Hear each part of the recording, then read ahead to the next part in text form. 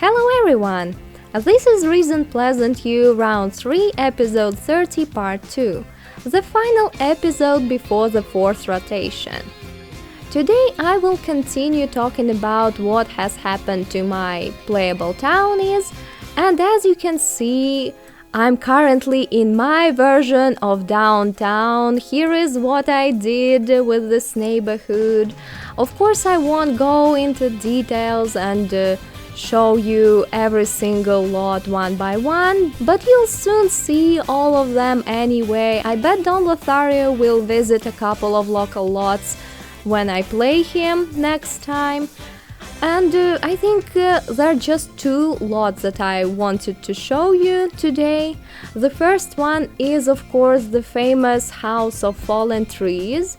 Here is what I did to it. I decided that it needed to look less suspicious and more innocent from the outside, because I believe that vampires normally prefer hiding themselves among other sims. And another lot is this one. It's an apartment building that I built, but unfortunately I cannot convert it into an apartment building. Please guys, I need your help again. So here is the lot. It's called Wonderview Apartments, and unfortunately every time I try to convert it into an apartment building, I get the notification claiming that one of the apartments is invalid. And I believe that they are actually all considered to be invalid, because even after I deleted their doors one by one, like here is the door, I deleted one and tried to convert the lot into an apartment building, it didn't work. Then I deleted the other door, still the same result, and so on. I have no idea what can be wrong with this build. I deleted a couple of CC items like this CC fridge, or in another lot I think I have a CC stove. But you know, people build flop houses and they still work without any fridges in separate apartment units. I have no idea what can be causing those problems. You see, this area is properly fenced off. There are walls everywhere. Neither of the apartment buildings has any access to common areas. Like here you can see it's just a flat wall. And this floor is entirely communal, same for the first floor. I have no idea what can cause such problems. I used to have a tent here on the top floor to cover the sofas. I even got rid of that tent, but apparently that's not a problem. Here, take a look at the staircases. I'm going to show it to you in detail so that probably you at least will be able to spot any mistakes that I probably accidentally made while building this lot. I literally have no idea. I even, like here on this floor, I have these balconies. I thought that probably a half wall was my mistake, so I deleted the half walls here and replaced them with standard fencing, and still the apartments were invalid. I don't know what's going on, because this lot is clearly in my top 10 lots that I've ever built in The Sims 2 or The Sims 3. I would hate to rebuild it from scratch, guys. I don't want to rebuild it. It looks so nice and I spent so much time building it and decorating it. Oh, no. Please, if you know a solution, if you've spotted anything that can cause such problems, please let me know in the comments. Now I'll get to the families, and the first household that I play in downtown is Jessica Walter. Jessica's daughter had died very young and her mother never healed the wound. poor lady has been looking for the daughter figure for years and looks like she's finally found it in the landgrab's mistress, who barely remembers her own mother. Here is Jessica's house, and Jessica herself is in the garden. By the way, I changed her hairstyle because she used to look too much like Denise Jacquet. Also, she is a gardener and she prefers spending time here because here, as you can see, there is this improvised grave of her daughter. Of course, I believe that the daughter herself is buried on the Gothia Green lawns or whatever the lot is called, but I like to think that Jessica sees this statue as her daughter, and she talks to it probably while she's doing her gardening. Also, Jessica, as you can see, really wants to become best friends with Tiffany Zarubin. She really hopes to join the garden club, and she even discussed her intentions about Heather Huffington with Tiffany, told Tiffany how close they've become with that young Landgrab's mistress. Jessica knows for sure that Heather is Malcolm Landgrab's mistress because I don't think that Heather would hide that. Now I am going to read you Jessica's bio. Jessica's lost a lot of things she loved. Her parents, her husband, her daughter. She's been taking antidepressants for years and has nearly lost her mind, but she still hopes to at least leave her house to someone she cares about. This is why I'm playing with Jessica. I really want Heather to get the house for literally doing nothing, because sometimes such things happen in real life. Hardworking people work all their lives and barely get anything, and other people just get everything because they've got beautiful eyes or something like that. And this is going to be Heather's story that I've prepared for her. Jessica has already talked to Heather about probably you will quit your job for Malcolm Landgrab and just move in with me, but for now I think Heather still enjoys her job. She's not going to move in here, but who knows what will happen. Also, Jessica used to have a job. She used to be employed in politics, but she's recently quit that job because she's already 71 or even 72, and she just can't work anymore. But before that, she was working not because she is a workaholic, but because she just can't stand staying here alone in this house that reminds her of all the things that she'd lost in her life. The second household are Melissa Fancy and her teenage son Orlando Bertino. Melissa's ex-husband did his best to make her life in Pleasantview absolutely unbearable. Now the single mother and her son live in downtown, and it looks like temptations are waiting for Orlando behind every corner, but Melissa is too laid back to care about it. So here is Melissa's place. As you can see, she even has a car that repeats the print on her pants. The household obviously consists of Melissa herself. By the looks of it, both of them got reset, and Orlando Bertino, her son, who is now, as you can see, a popularity sim. I made him a popularity sim because he had 3 friends at the time of his birthday party, and he is also on quite good terms with his nanny. As for Melissa, I think I'll start by reading her bio. Melissa is a sim who knows a billion ways to get in trouble. No wonder her ex Comey was so happy to kick her out.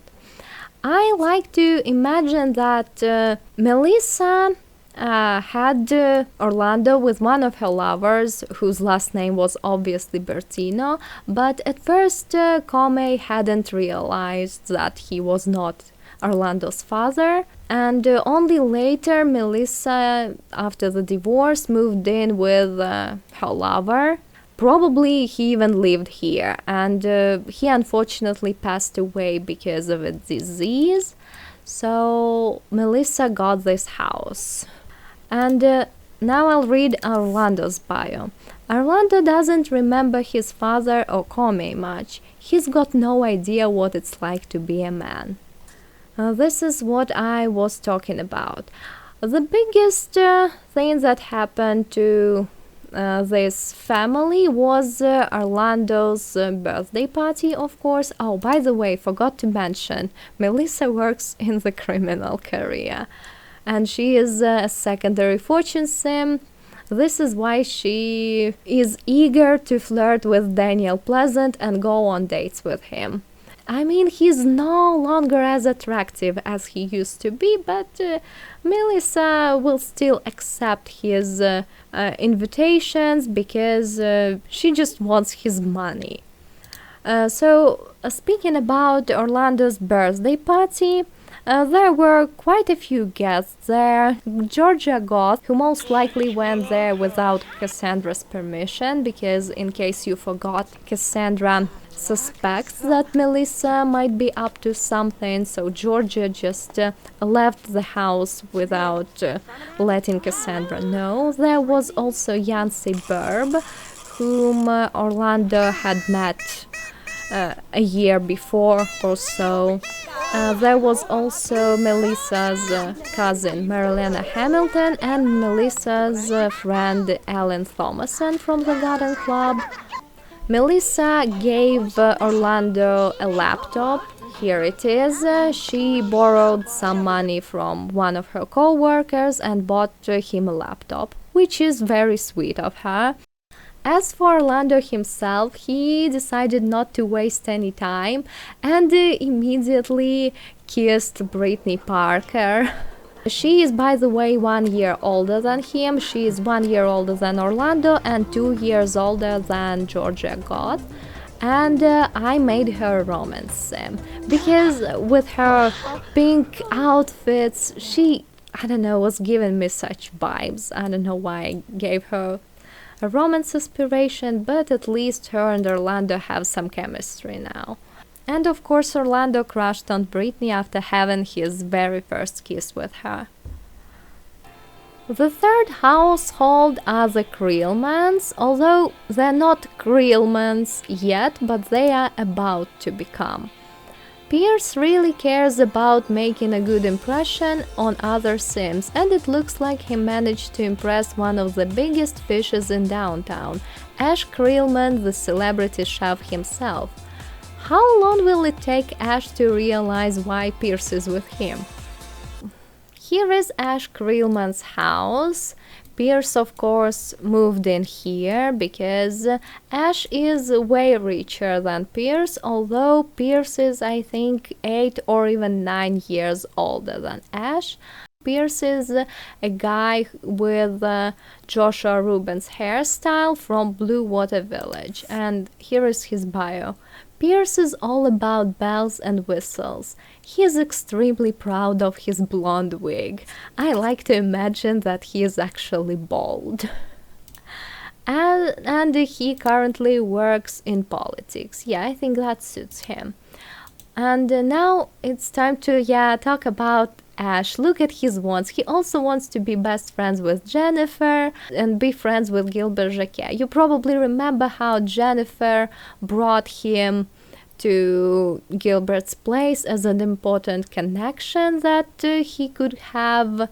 I mean, Ash is indeed a celebrity chef. He could work for Gilbert at his bakery, but Gilbert was too stupid to understand what that meant, and he also ruined his relationship with Jennifer on top of that. As for Ash's bio, shy and timid Ash bought into Pierce's bragging. Now he is the breadwinner of the household. Yes, so Pierce just brags a lot, but he's basically still a nobody. And Ash, on the other hand, is a really big fish, but he is very shy and he doesn't brag at all, and everyone believes he's just a regular dude. Why do I have these guys in the Let's Play? You see, I really like their face templates, and I would love to blend them. I'm more on the realism side of things, so I don't want them to have like biological babies, but I will still find a way to do that. For example, here is what I've already done to another gay couple here in downtown. I made them have a biological kid, but I like to pretend that they just were lucky enough to find a kid that looked like them at the orphanage. And this is probably what I'm going to do with these two. And later on I will just slightly modify such children's facial features so that they don't look as identical to their parents. Or probably with Pierce and Ash I will do it differently and make them have babies using a surrogate. I haven't decided yet. The biggest thing that has happened to the guys during this rotation was Pierce proposing to Ash, mainly to get his money and get to live for a long time in this pretty good house. And Ash was so happy about the engagement that he immediately bought Pierce a car. Obviously the car is not like a fancy one, but that's still a lot, I think, as a wedding gift. Next is the Phelps household. Zion and Trista seem to be an innocent couple, but their neighbors are mostly avoiding them. Is it because of Zion's creepy paranormal theories or Trista's suspiciously fast progress in her career? So this is the Phelps' house. They don't have a lot, but they have enough, I would say. As for the local Sims, Zion and Trista are the same age. I think they are probably in their late 20s or early 30s. I already don't remember. I'll start by reading Zion's bio. Zion can sometimes be a little creepy with his theories about the Grim Reaper, but he is absolutely harmless. And I think he is indeed absolutely harmless. He works as a tarot card reader in the paranormal career, and his lifetime want is to win 30 dance contests and maximize body and dance skills, and he is really working hard on this. And yeah, here is his current music and dance enthusiasm. Overall, he is the nicer part of this duo. As for his wife Trista, she is a bit more unique. Trista looks like an angel, but don't let her smile fool you. She's got her own opinion about what is right and what is wrong. Trista, being that young, is already level 9 in the culinary career. I think she got there only thanks to her very questionable morals. This woman wants to become criminal mastermind, and I believe that she probably already has some connections in the criminal world, and this is how she got this job. Unfortunately, I only have one screenshot for this family. I don't know why this happened, because they are probably my favorite household in downtown. They are like this wholesome family with a twist, because they are slightly on the villain's side. And as for their daughter Vampsy, who was born this rotation, that's her very cute girl. Unfortunately, she is somehow way lighter than I expected her to be, but this is what she looks like. I really wanted her to have the third skin tone, and she's a Pisces. She was born at the necessary hour to be Pisces, and she's got a personality of a Pisces, very unique. Vamsi's parents are kind of sus. Will she even have a chance to be a normal kid? Probably she will. I mean, she's such a nice girl compared to them. The fifth household are the Daltons. They live in the Best Bet apartments. Here is the guy's apartment. Unfortunately, it's still too early, so the streets are still dark. Anyway, you can see what it looks like, and I'll start by reading Tyler's bio. Tyler had way too high standards for his potential partners. That's why he only got married as an elder. You see, I just liked his facial features, and I thought that I wanted him to become a half playable, although he was already an elder. And he is playable now. As for his husband Talon from social groups, that's his bio. No one knows exactly why Talon's been wasting his time in the culinary career. He simply doesn't know what he wants. He's not interested in cooking, and yet he used to be employed in the culinary career. By the way, Tyler is still employed there. But I made Talon go into the slacker career instead, and his actual lifetime want is to make 300 flower arrangements. That's a very unusual one.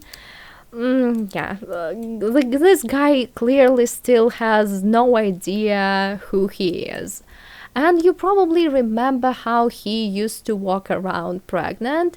Well, that's just me being unable to do it the other way around, but they adopted, I insist, they adopted Katy here. Obviously, she is their biological child, but I will modify her facial features later. Unfortunately, she's pixeled, but you can still see her. It's hard to tell who she looks like. And overall she will change a little when she becomes a child, because I don't want her to look too much like her parents. She's not supposed to look too much like them. As for her bio, yes, here you can see a shy Scorpio. Katy is very cute, but she is such a fidget, and her not so young parents sometimes fail to notice when she is in danger. And that's true, guys. Katy always tries to get out of the apartment, and she probably is even trying to interact with the elevator here, which is dangerous. And Tyler is obviously in his late 50s, I believe. And he even wears glasses like normally you can see. He probably just can't be attentive enough for his little daughter. I have a couple of screenshots for this family. In the first one you can see Haley, Tyler's niece. I like to imagine that she's the only relative who he keeps in touch with, because he doesn't really get along with his sister-in-law, Haley's mother. And in the next one you can see how Tyler got spotted by Ashley Pitts, who apparently thought that Tyler might be rich. I mean, he does have quite a good sense of style, so I can understand Ashley, but apparently he is still looking for someone better. Neither Jason nor Gavin are good enough for him.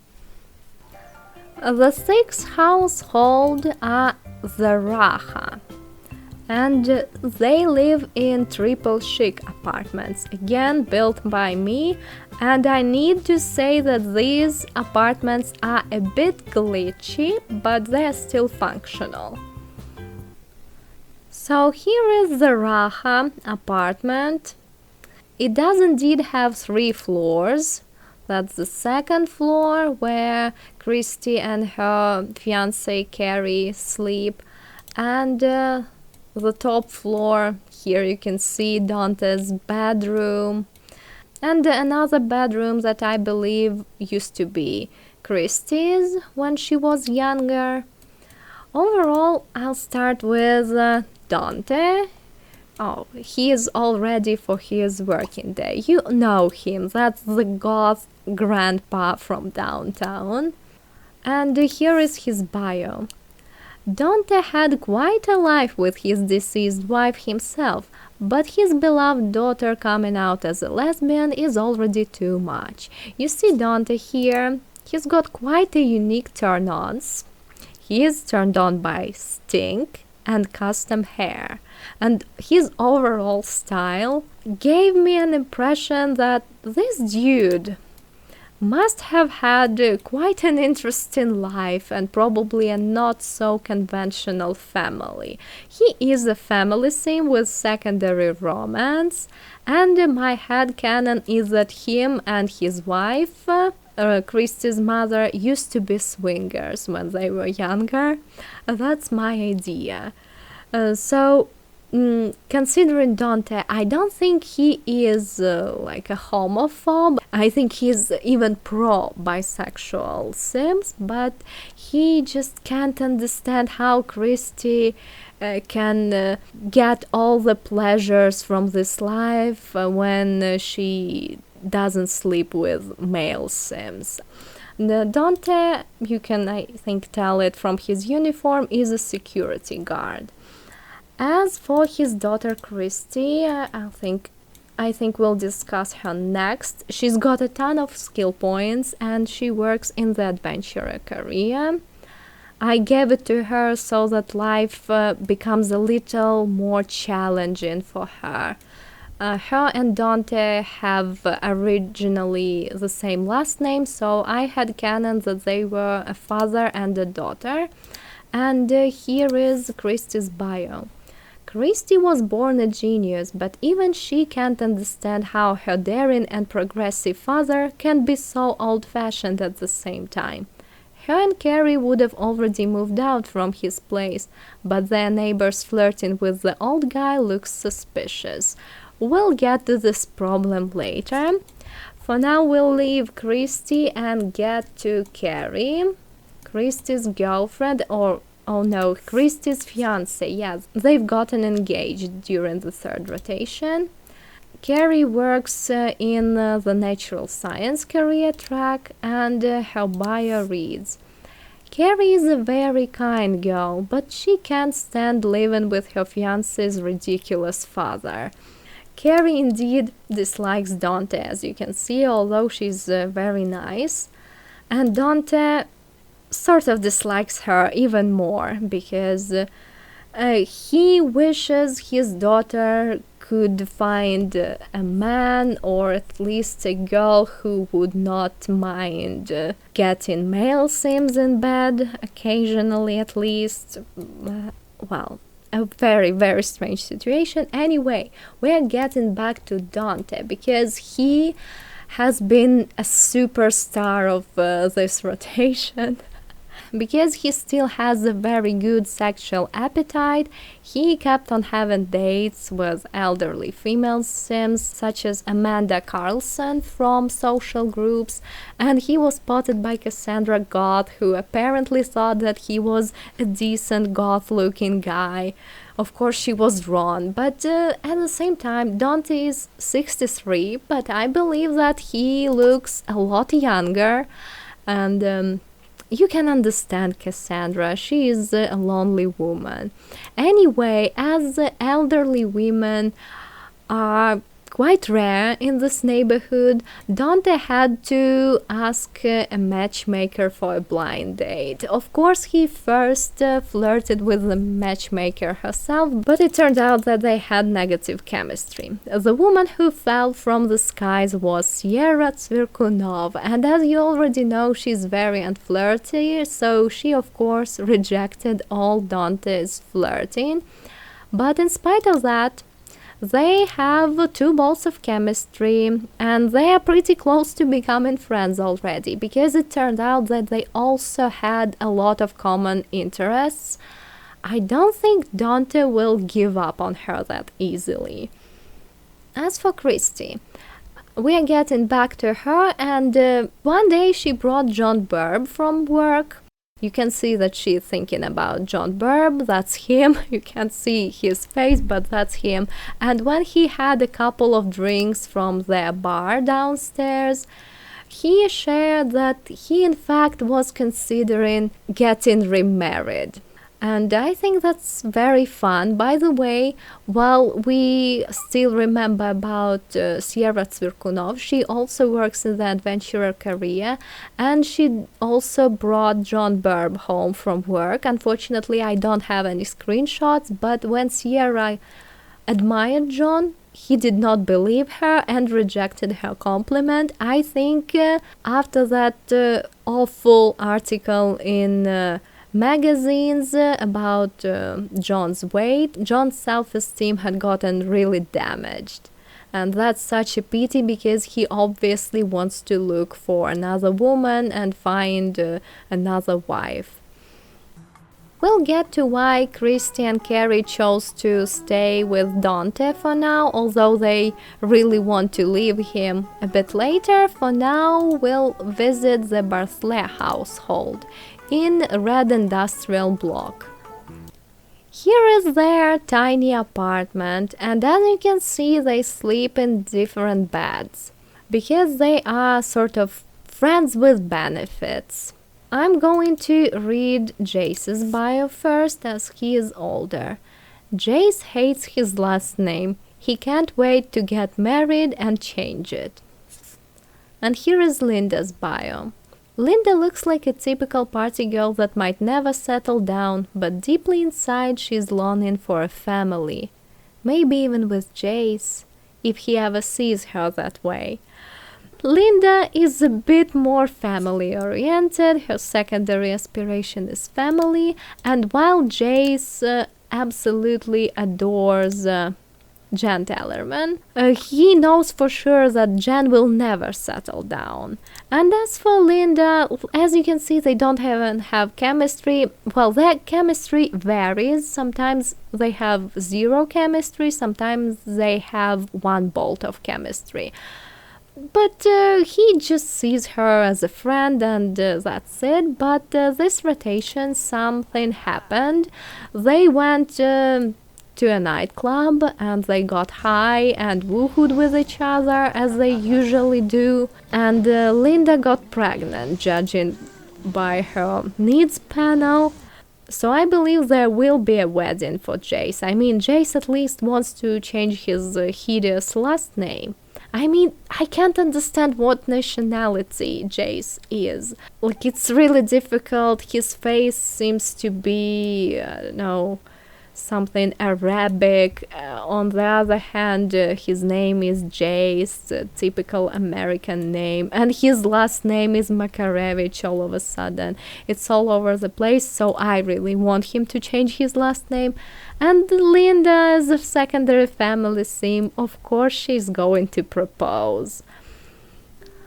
Household number 8 lives in triple chic apartments, and it's the Walton household.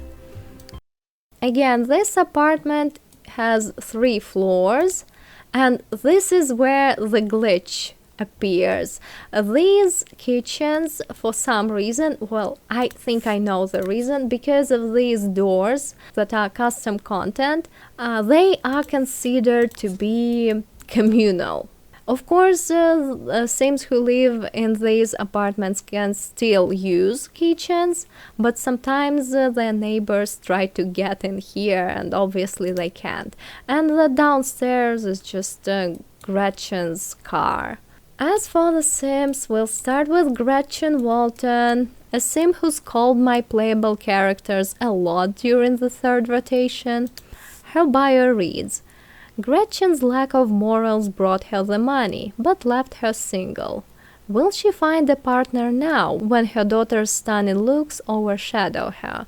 As you can see, she's not young anymore, she's got some graying hair, she is in her early 50s, and she doesn't really take care after her appearance. She, of course, is a criminal mastermind level 10. I don't think her neighbors know exactly what her occupation is, but they also know that she is not to be trusted. There is something suspicious about her, and they probably do suspect that she might be a criminal. As for her daughter Shana, I gave her more winter appropriate outfit. She works in journalism, which is very convenient because she can always come up with some kind of a cover-up story for her criminal of a mother. And as for her bio, Shana's looking for a serious relationship, but her fashion choices and tons of makeup attract only Ron Sims. Look at this face. She clearly wears too much makeup and always shows off her belly, and her original outfit was even worse. Her chest was on display and so on. Anyway, back to why Christy and Carrie decided to stay at their apartment with Christy's father Dante. That's because this criminal mastermind, Gretchen Walton, started flirting with Dante, and she flirted with him a lot. I see her as a fraud and a woman who hunts money of local rich elder Sims. I mean, Gretchen is bi, and she could also fool Denise Riquet, for example. But Denise got lucky because Denise is serious, Denise is vigilant. She never even talked to Gretchen. On the other hand, playful Dante, who craves female attention, quickly bought into Gretchen's flirts. Although Gretchen does have two balls of chemistry with him, her interest is clearly more physical. She actually prefers spending time with men her age, like Grace and Brie from the Blue Water Village. By the way, during their date, Toby Kuder approached them and tried to preach to them. Of course, they ignored him and continued their sinful date. Basically, Christy Raha suspects that Gretchen might want to somehow steal Dante's apartment from him, and that's the apartment in which Christy has lived her entire life. So of course she doesn't want that to happen. She's even sort of questioned Gretchen about her intentions and about her questionable reputation, but of course Gretchen said nothing and quickly changed the topic. As for Shana, the journalist, she brought Castor Nova home from work. Yes, yet another brunette for Castor. Hopefully he won't start flirting with Gretchen, Shana's mother, who's also a brunette. But I think we already know who Castor is going to sleep with during the fourth rotation, right?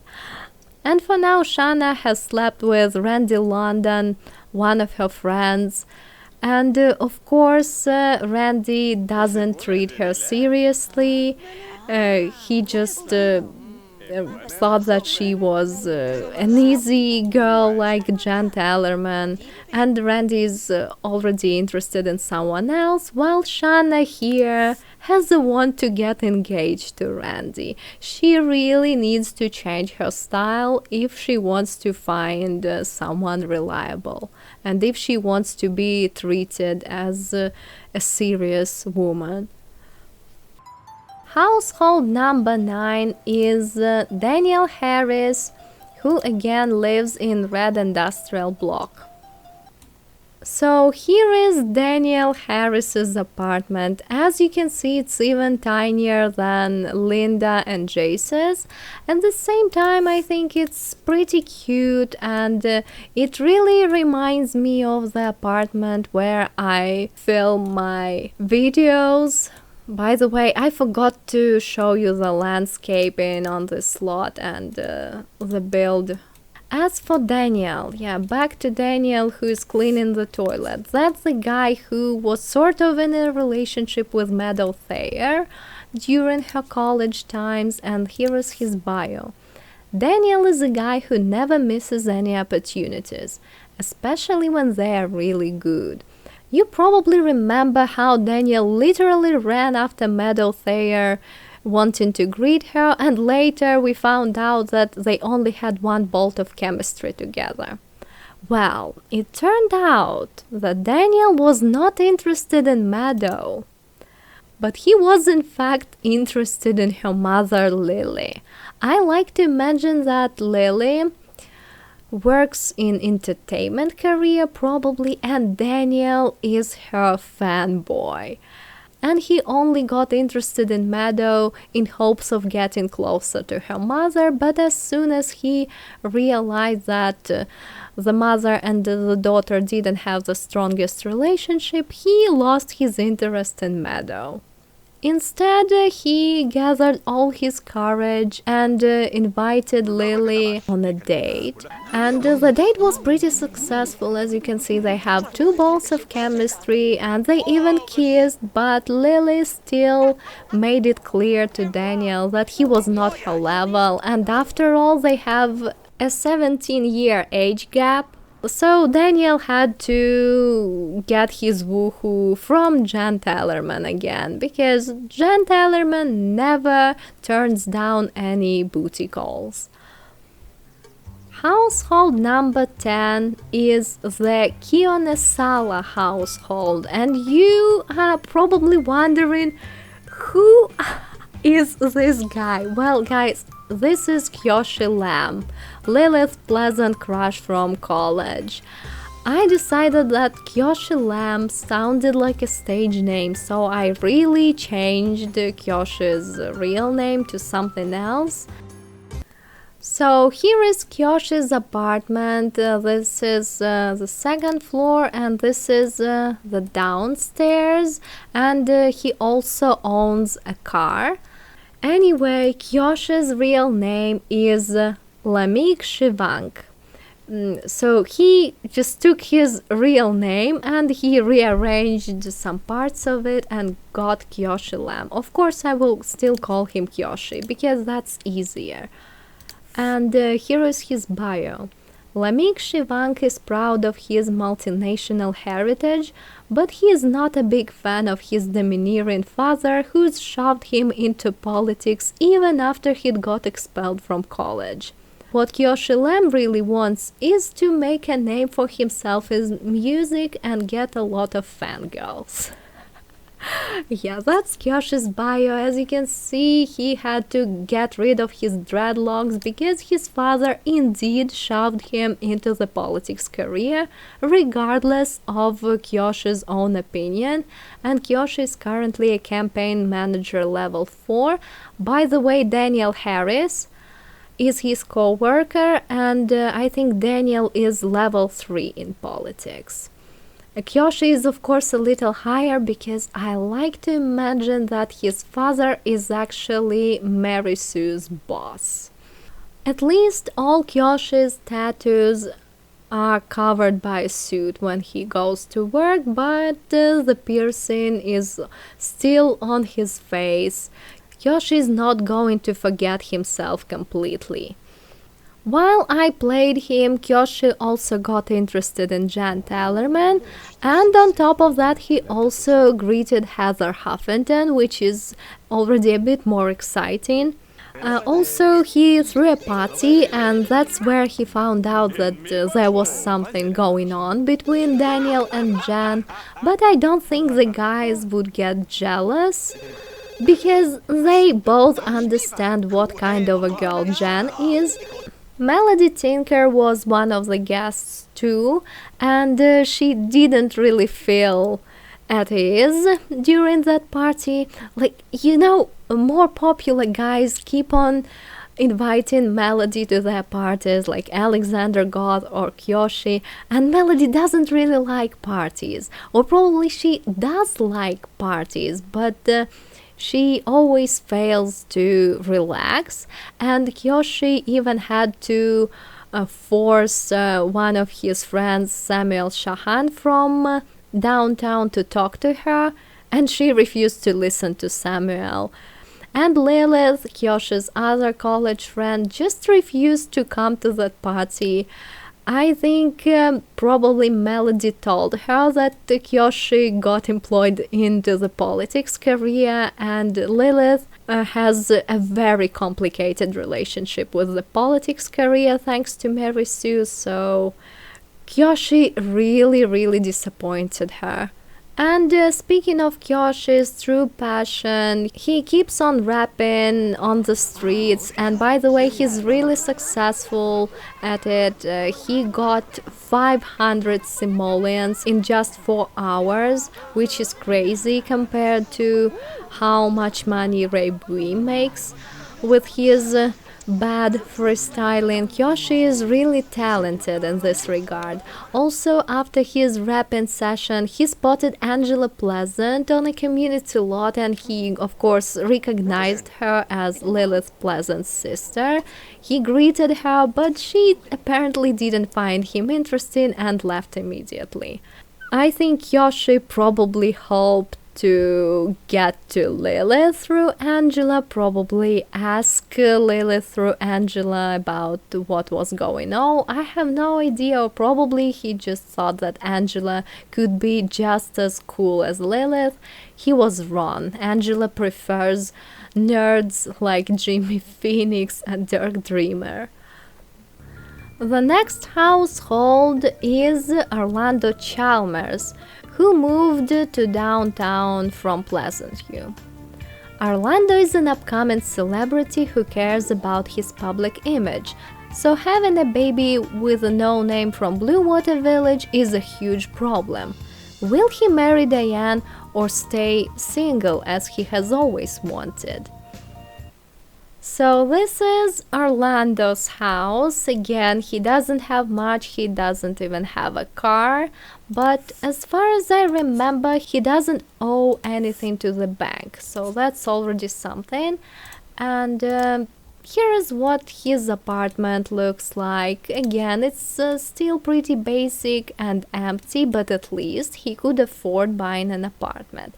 And yes, Orlando dyed his hair brown and he started wearing makeup, everything for the sake of his career, because he is a secondary fortune sim, and of course he wants to get bigger roles and so on. For now he is a cartoon voice level 5, which is already something, and I really love his wants and fears panel.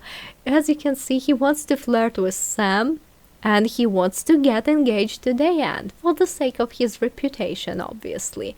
On the other hand, he doesn't want to get engaged to Diane because he loves sleeping around. And that's his bio. Orlando is playful but smart. He wants all the ladies in the world to be only his. That's the same bio that he'd had the last time. And I don't have any screenshots, like nothing. Overall, Orlando is sort of a filler character, but at least he did give his DNA to Diane Svirkunov's baby. And for now, I'm not even sure if I will continue playing Orlando off camera or not. But probably this affair with Sam will lead him somewhere. Who knows? Next is the Miller household. Again, back to Red Industrial Block, we have Rosemary Miller and Meadow Thayer. Here are the girls. They live on the second floor in this apartment building, and their apartment is already decent. It has 2 bedrooms. As you can see, this one is Meadow's, this one is Rosemary's. I'll start by reading Rosemary's bio, of course. It's literally the same bio that she used to had about the goddamned violin and so on. And I think Meadow's bio is again the same. Yes, she will do her best to never become like her mother. Okay. I think the brightest thing that has happened to the girls during the third rotation is a stroke of luck. Remember how I used to say in townies to play or not to play video that I want Meadow Thayer to be with Randy London. You know, Angela Pleasant, the matchmaker, decided to help me with that, and she literally brought Randy London with her when the girls had invited her over. That was just so fortunate. I adored that turnout of events. And of course, Meadow and Randy have 2 bolts of chemistry. Yes, they're friends already. And Meadow has already invited him for dinner once, while Rosemary was away. As for Rosemary, she at the time was having her own date with Ricky Cormier, who I believe is the same age as her. She'd met him the day before, and she just wanted to stop thinking about Dirk Dreamer. Unfortunately, she only has 1 bolt of chemistry with Ricky, and the date was not super fortunate. I think that was just a so-so date. At least she got her very first kiss. And we can also definitely say that Rosemary prefers black guys. And as for their careers, both girls used to be employed in the gamer career, but Meadow got fired literally after the very first day of work, and she's now a playground monitor in the education career, which also sort of suits her, but I would have preferred Meadow to be in the science career. And as for Rosemary, I sort of see business for her, but apparently this will have to wait because these jobs unfortunately are not available. Well, at least Chester Geek now has a co-worker, because before that Chester was the only sim in the gamer career. At least Rosemary is there too now. Household number 13 is Gabriella Newson. Here is Gabriella's place. I think it's very cute, and it's probably my favorite apartment in this apartment building. I mean, the one here has exactly the same layout, but the color choices are slightly more questionable. Of course, you could hate on these counters, but I like them. Anyway, before I start talking about Gabriella, I need to put a disclaimer because her story is very disturbing. So if you are sensitive to stuff like violence of any kind, please don't watch this Gabriella part. Here is a timestamp for you, so you can skip it. Here is Gabriella's bio. Gabriella had to go through something horrible at the orphanage. She is no longer her old self. And as you can see, she's a romance sim when it doesn't really suit her personality. And overall, judging by Gallagher's bio that mentions that he avoided Gabriella's fate thanks to the fact that he was liked by social workers, we can conclude that Gabriella became a victim of a couple of older boys. She was probably 11 or 12. Some older boys who were 16 or so started doing you know what to her, and they had been doing it with her for 2 years until they left the orphanage. And after that, Gabriella got really psychologically and mentally damaged, and she became a nymphomaniac. This is why she keeps on throwing herself at all male sims. She can't control herself at all. She's already slept with quite a few sims, and most recently she's even had an affair with the downtown slob. She doesn't care whatsoever who she's going to sleep with. She just wants to have woohoos non-stop and so on. I added this storyline for Gabriella because, as far as I've noticed, most simmers, whenever their sims lose children to the social services, simmers mostly sympathize the parents. Oh, like poor parents, they lost their beloved kid, but what about the kids? Clearly, getting into an orphanage is not a pleasure cruise, and I believe that most stories with orphanages are pretty dramatic. And Gabriella is an example of this. Probably the orphanage where her and Gallagher and Garrett and Georgia ended up in was not the worst, but there just were not enough workers to keep an eye on everyone and on Gabriella here. Anyway, because Gabriella is like mentally ill, she is the only sim who is like only 19, and she already has a secondary aspiration, and it's fortune. She was meant to be Fortune originally. I think she has always been really influenced by her older brother Gavin, but her disease stood in her way. And for now, she still works in sports as a minor leaguer. I'm planning to play Gabriella as if her disease also stands in her way, and probably she will often get fired from her jobs because of numerous affairs that she will have with her colleagues and so on. During this particular rotation, she has already started flirting with Daniel Harris. By the way, he's here. He's her neighbor. And on top of that, she also flirted with Castor Nova, whom she has spotted on one of the community lots.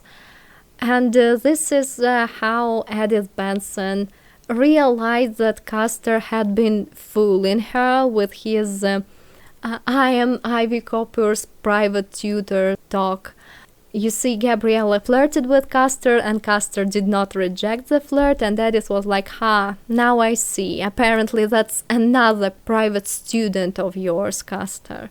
So at least Edith's eyes are now wide open when it comes down to Castor. Unfortunately, Gabriella will most likely also sleep with our Mr. Perfect.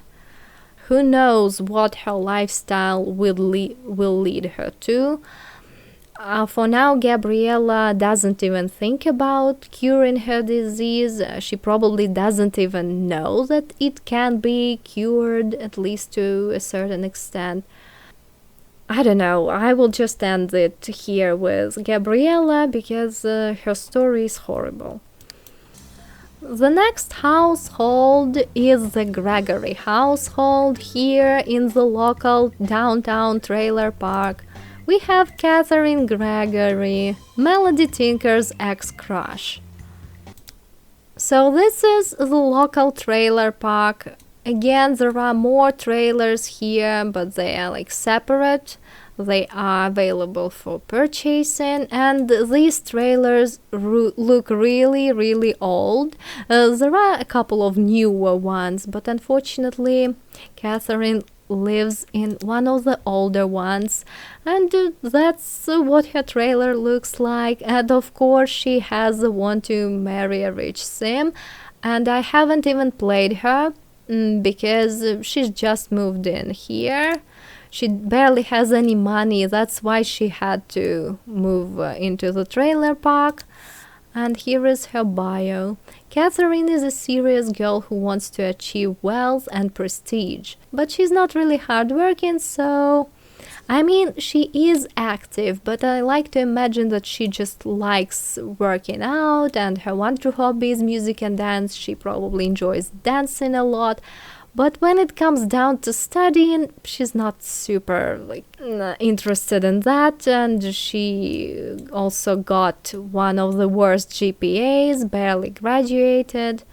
That's her story for now. I want her to get together one of the townies and probably have children again, because her face is quite a bit modified by myself. I would love to preserve these features. The 15th household is just like Catherine's. We've got Warren Sims, who's just moved into the Best Bet apartments. So here is Warren Sims and his apartment. Of course, he rented it with John, Diana, his girlfriend, in mind. And again, I haven't played him, but I did rewrite his bio. Warren is used to hiding behind women's backs. First it was his mother, now John. But at least he has some time to have fun while the latter is still at college. And looking for a job can wait. Yeah, he is just a lazy guy, and I'm really going to let him not have a job, at least until John joins him here. And the final household in downtown is the Ma household, back in triple chic apartments. This household, in case you forgot about him, consists of Sebastian Ma, Sam and Jimmy's friend, and his girlfriend Sadie Cosmocos from downtown. Yeah, that's her. And this is their also slightly glitchy apartment because of the kitchen situation.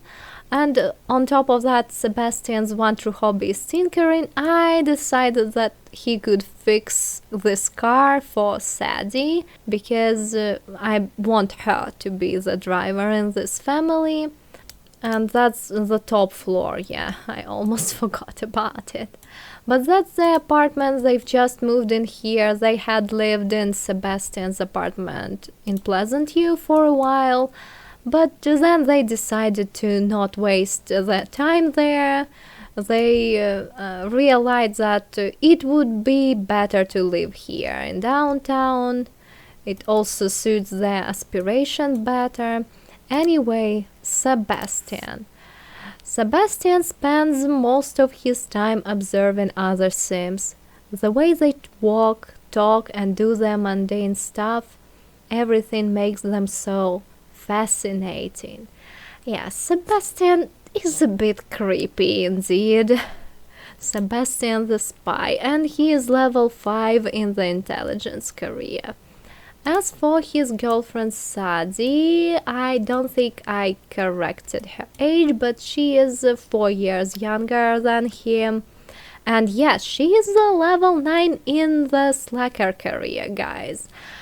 I had canon Sadie as an influencer from a rich family. She became popular as a teenager, and she's got some kind of a social media where she covers true crime stories.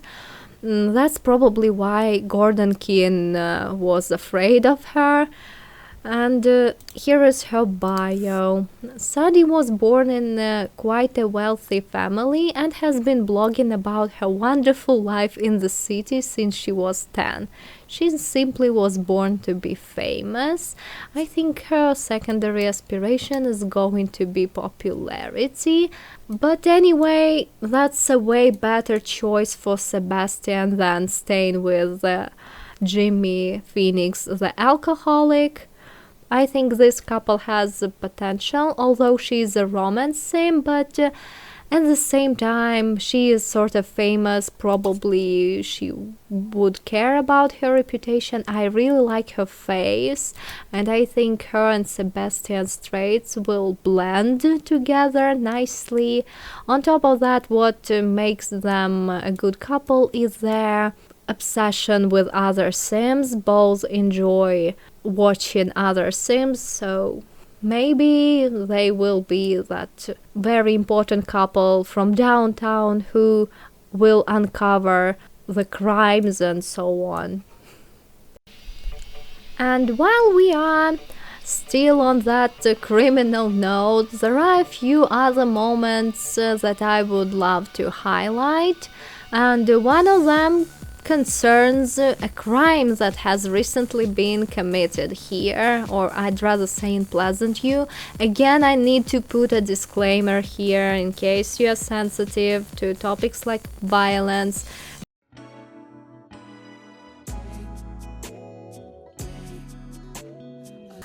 I'm going to talk about the creep that has been following Allegra non-stop. He indeed turned out to be a dangerous person. I spotted him again in Woodland Park, where Melissa Fancy brought her son Orlando, and where Orlando met Yancy Burb. Luckily, at least John Burb was accompanying his son that late in the evening, but I believe Georgia Goth again ran away from home without Cassandra's permission, and that creep was literally playing chess with her.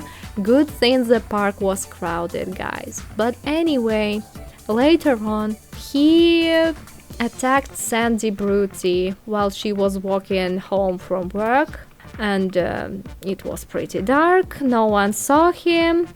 He did you know what to her, and then he did another you know what to her, and Sandy Bruty is no longer alive. Her son Leo is now an orphan. Good thing he got immediately adopted by Sandy's twin sister Shelby Barrett from social groups, and Shelby's husband Ethan. Basically, Leo is sort of rich now because Shelby and Ethan are upper middle class, unlike Sandy. But at what price?